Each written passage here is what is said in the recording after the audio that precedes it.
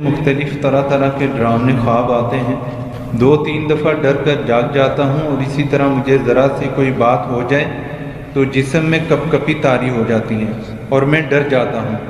ذرا بھی کوئی سخت بات کر دے تو ڈر لگتا ہے اور طرح کے خیالات ذہن میں آتے ہیں۔ نوٹ: رات کو روزانہ میں آخری 3 سورتیں اور بہت سے ذکر پڑھ کے سوتا ہوں۔ اللہ برکت دے جی۔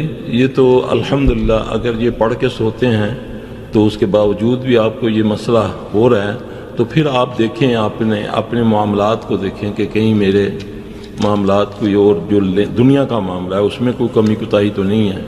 تو میرے نبی کی بات تو حق ہے، اگر یہ کرنے کے باوجود بھی یہ مسئلہ ہو رہا ہے تو میرے بھائی پھر بھی میں نے یقین یہ کرنا کہ ضرور میرے کسی عمل میں کوتاہی ہے۔